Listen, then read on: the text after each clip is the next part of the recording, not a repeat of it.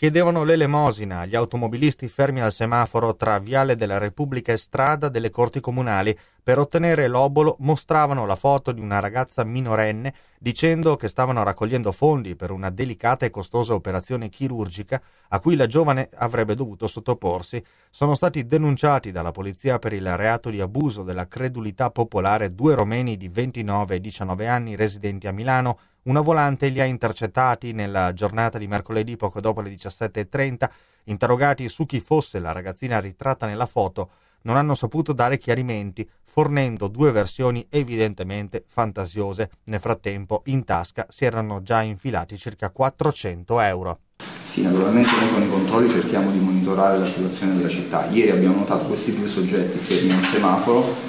Da un controllo approfondito che abbiamo fatto abbiamo notato una cosa abbastanza spiacevole, ossia cercarono di carpire la fiducia degli automobilisti in transito raccontando una storia strappalacrime e cercando di estorcere dei soldi in questo modo.